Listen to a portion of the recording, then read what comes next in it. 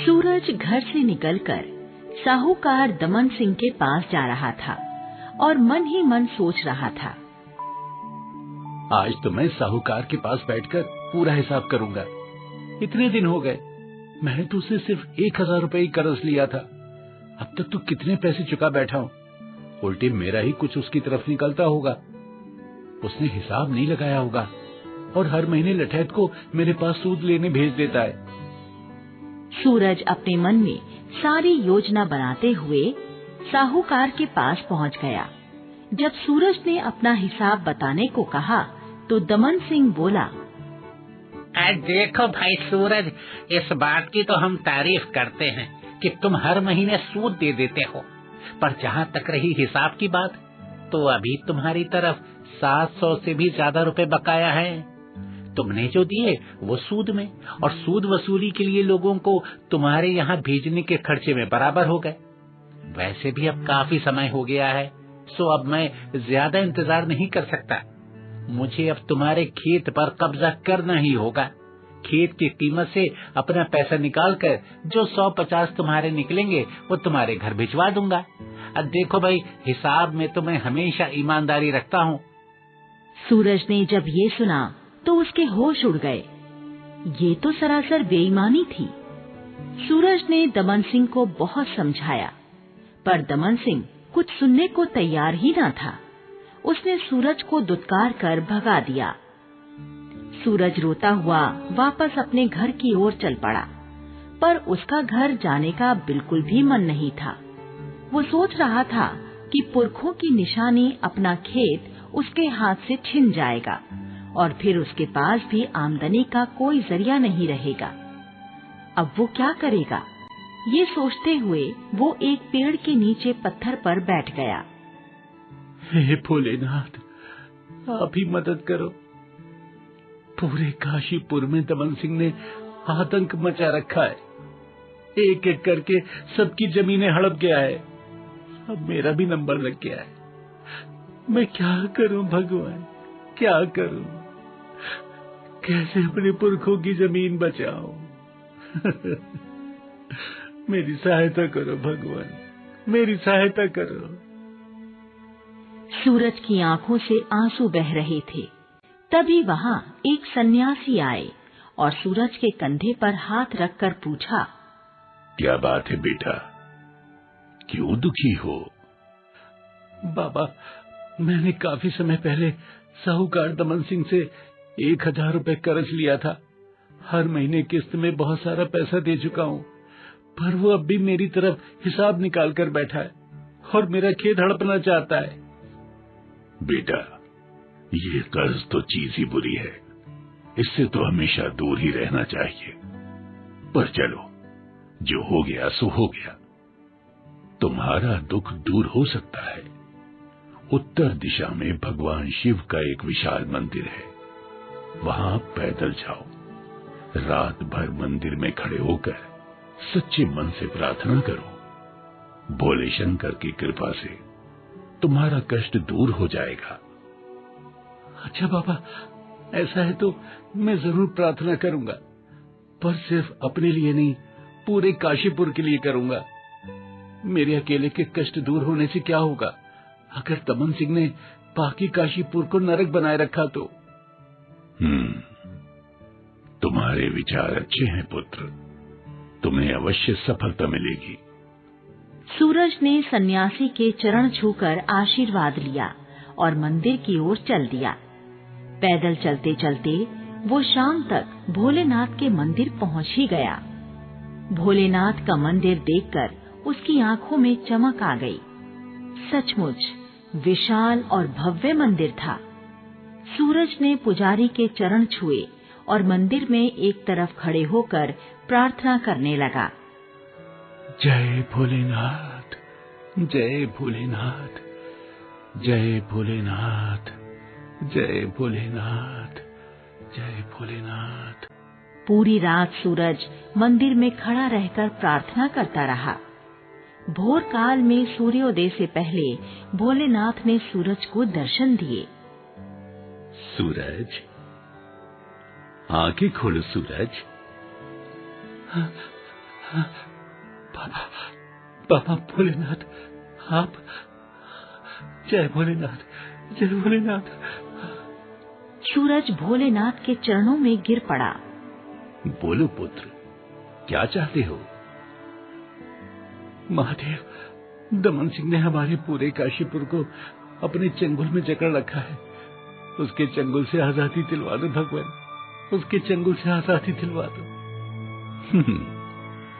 तुमने कल सुबह के बाद से कुछ खाया नहीं है, पहले कुछ खा लो। क्या खाना पसंद करोगे? भगवान, मैं तो रूखी सूखी खाने वाला हूँ, मेरी कोई पसंद नहीं है। फिर भी तुम युवक हो, कोई तो विशेष इच्छा होगी।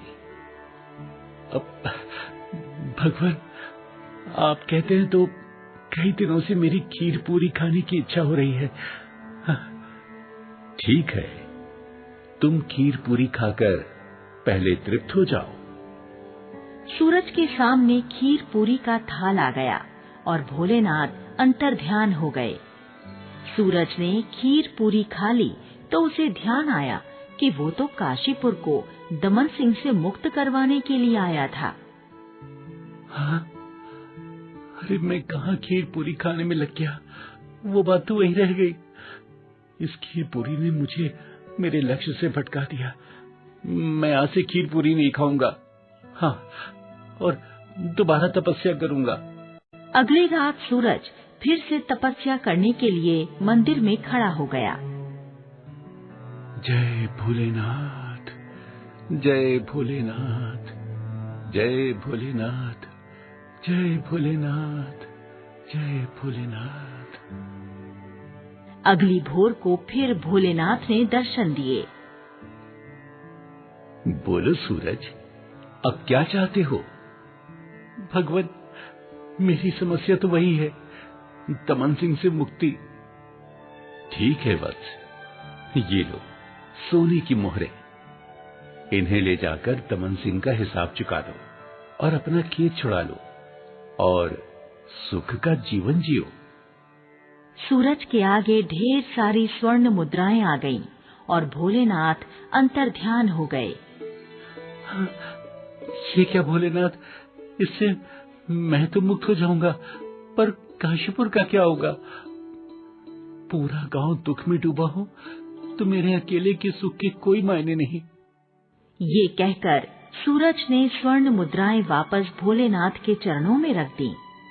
रात होने पर सूरज फिर से भोलेनाथ की प्रार्थना करने लगा। जय भोलेनाथ, जय भोलेनाथ, जय भोलेनाथ। सूरज प्रार्थना करता रहा। रात बीतती रही और फिर भोर हो गई। फिर से भोलेनाथ प्रकट हुए और बोले, क्यों सूरज, अब क्या चिंता है? मैंने तुम्हें इतनी मुद्राएं दी हैं, तुम्हारा सारा कष्ट दूर हो सकता है। बाबा भोलेनाथ, मेरा लक्ष्य सिर्फ मेरे अकेले का सुख नहीं है, मैं तो पूरे काशीपुर का सुख चाहता हूँ। मैं अकेला सुखी हो जाऊं और काशीपुर वालों का जीवन नरक बना रहे तो मैं कैसे खुश हो पाऊंगा भगवान? भोलेनाथ के चेहरे पर मुस्कान तैर गई। सूरज, मैंने तो तुम्हें लक्ष्य से भटकाने की कोशिश की, पर तुम नहीं भटके। जो इंसान अपने लक्ष्य से किसी तरह नहीं भटकता, उसे ही लक्ष्य प्राप्त होता है। तो प्रभु, पूरे काशीपुर को दमन सिंह से मुक्ति दिलवाइए ना। ठीक है वत्स, ये स्वर्ण मुद्राएं तुम रखो, इन्हें गांव की भलाई में लगाना। तुम दमन सिंह के पास जाओ और उससे कहो कि मैं पूरे गांव का कर्ज चुकाने आया हूं, सबका हिसाब दिखाओ।